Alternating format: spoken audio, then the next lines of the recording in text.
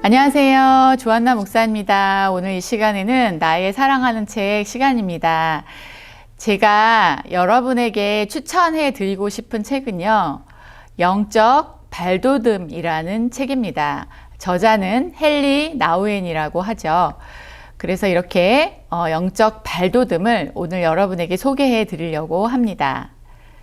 먼저 그 헨리 나우엔 저자를 소개해 드리도록 하겠습니다. 세계적으로 저명한 사제이자 존경받는 교수이자 그리고 사랑받는 목회자였고요. 그리고 헨리 나우엔은 영적 삶에 관한 40여 권을 저술을 했습니다. 이 책들이 22개가 넘는 언어로 출간이 됐는데 200만 부 이상이 팔릴 정도로 이 헨리 나우엔의 글은 많은 사람들에게 영적 그러한 지도를 했다라고 볼 수가 있습니다. 이 사람은 1957년 예수의 사제로 서품을 받았습니다. 그리고 6년간 심리학을 공부하였고요. 미국에서 신학과 심리학을 연구하고 이제 30대에 노트르담 대학교에서 심리학을 가르치기 시작하였습니다. 1971년부터는 예일대학교에서 교수로 재직을 하였습니다. 이렇게 많은 저술과 또 교수를 하던 헨리 나우엔의 삶에 변화가 있었는데 그가 어느 해에 하나님의 사랑의 빚진 자로 생각하며 빈민가로 들어가서 생활을 하게 되죠. 그리고 나서 이제 그렇게 생활을 한 이후에 하버드 대학교로 돌아와서 다시 학생들을 가르치게 되었는데 영혼의 안식처를 찾지 못해서 1986년에 정신지체 장애인 공동체인 라르시 데이 브레이크라는 새로운 그 부르심에 순종을 하게 됩니다. 헨리 나우엔은 1996년 9월에 심장마비로 소천을 하게 되는데요. 그가 소천하기까지 장애인들을 친구라 부르면서 함께 살고 그리고 예수 그리스도를 따르는 삶을 행동으로 보여준 그러한 사람이라고 볼 수 있습니다. 제가 이 영적 발돋움을 여러분에게 소개하게 된 이유는요, 세 가지의 이유가 있습니다. 제가 신대원 1학년 때 굉장히 깊은 고민 세 가지를 했습니다. 이 세 가지의 고민에 대해서 이 책을 읽고 제가 해답을 얻었기 때문에 여러분에게 이 책을 소개해 드리려고 합니다.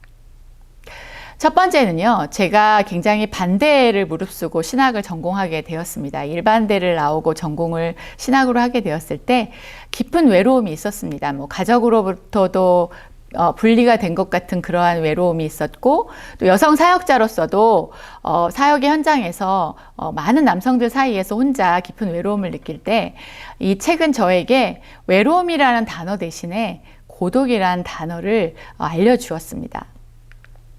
두 번째는 제가 늘 물었던 질문이었습니다. 믿음과 행위의 관계는 어떻게 돼야 될까? 믿음과 행위의 관계는 어떤 식으로 하는 것이 가장 좋을까라고 고민하고 있을 때 이 책은 저에게 적대감이라는 단어 대신 따뜻한 환대라는 단어를 저에게 주었습니다.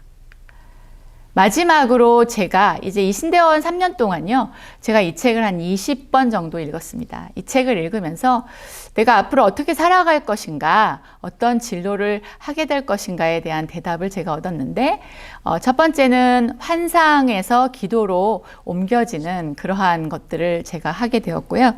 그리고 두 번째는 제가 영성과 심리학에 이 책을 읽다 보니까 영성과 심리학에 관심을 갖게 돼서 그 두 가지 학문을 같이 공부하게 됐던 계기가 되었다라는 것입니다.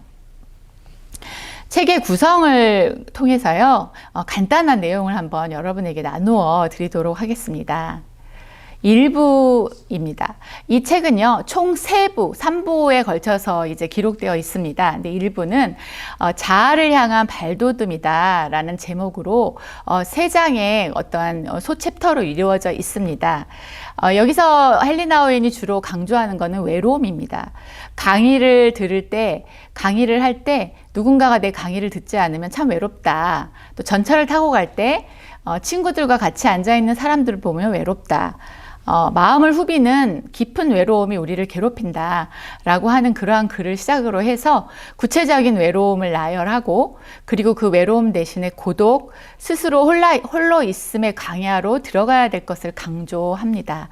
그리고 스스로 홀로 있음이라는 그러한 강야로 고독하게 들어갈 때에 모든 관계에서 집착이 아닌 창조적인 반응을 보일 수 있다라는 이야기를 하므로 부부의 관계나 친구의 관계나 그리고 가족의 관계를 다시 한번 돌아볼 수 있는 내용을 이곳에 기록하고 있습니다.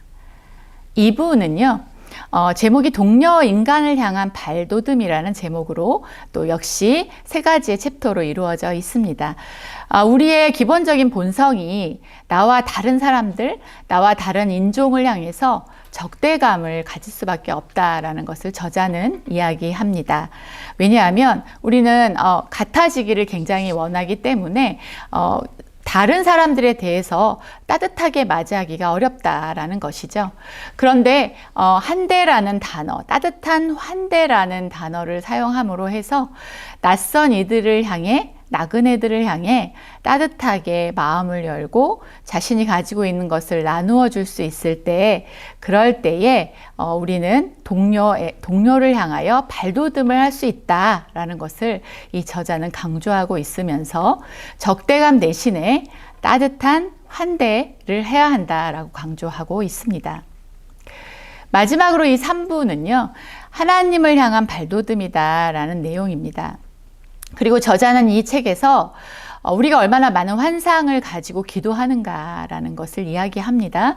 우리가 기도하면 하나님이 한 번에 들어주시지 않을 때 많이 우리는 실망하고, 또 우리의 뜻대로 기도하면서도 불구하고 하나님께서 우리 뜻에 맞춰주기를 바라는 그런 환상을 가지고 기도하는 사람들이 많이 있다라고 지적을 하죠. 대신에 우리는 마음의 기도를 해야 한다고 이야기를 합니다. 그리고 공동체를 위한 기도를 해야 한다고 강조합니다. 이것은 우리가 각자 기도하는 것이라기보다는 우리가 서로 함께 하나님을 향해서 기도할 때 공동체가 세워지고 또 모든 관계가 서로에게 자유를 줄 수 있다라는 것을 이 저자가 이제 이 내용을 통해서 하나님을 향한 발돋움을 강조하고 있습니다. 자, 그렇다면 제가 이 책에서 이제 감동받았던 구절을 1부와 2부와 3부의 한 부분들을 나누어서 여러분에게 한번 읽어 드리려고 합니다. 1부에서 제가 감동을 받았던 내용은요, 제가 한번 읽어 보겠습니다. 마음에 홀로 있음이 없으면 우정과 결혼과 공동체 생활의 절친함은 창조적이 될 수 없습니다. 이런 홀로 있음 속에서 우리는 그분의 임재를 의식할 수 있게 됩니다. 그분은 친구와 연인을 안으시고 또 우리를 먼저 사랑하셨기에 우리에게 서로를 사랑할 자유를 주시는 분입니다. 라는 문장을 제가 굉장히 감동 깊게 보았습니다. 2부의 말씀은요, 제가 한번 2부에 감동받았던 구절을 읽어 보도록 하겠습니다. 일단 우리가 온전히 충족되고자 하는 우리의 욕구를 포기하면 우리는 상대방에게 비어있음을 줄 수 있습니다. 가난은 우리가 자기 것을 지키는 것을 그치고 원수를 친구로 변화시키게 해주는 내면의 경향입니다. 마음의 가난이 공동체를 만듭니다. 우리가 삶의 신비를 들여다보는 때는 자기 혼자서도 다 할 수 있다고 뻐길 때가 아니라 서로 기댈 때입니다. 라는 문장에서요.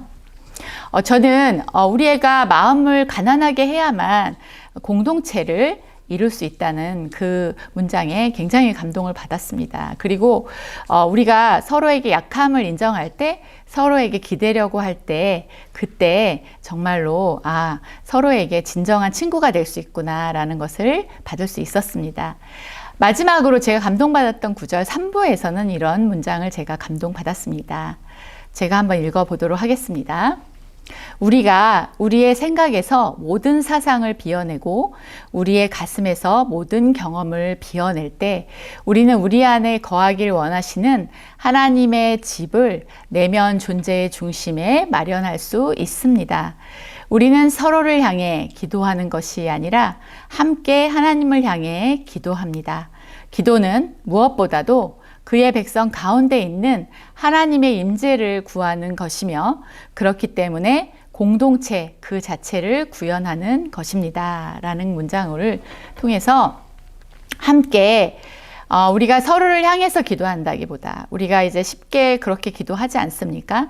상대가 이렇게 변하기를 원합니다. 라는 기도를 하기가 좋은데 그렇게 말하지 않고 함께 하나님을 향해서 기도하고 하나님의 임재가 임하는 그곳이 진정한 공동체다라고 얘기하는 것으로 이 저자는 책의 내용을 마무리하고 있습니다.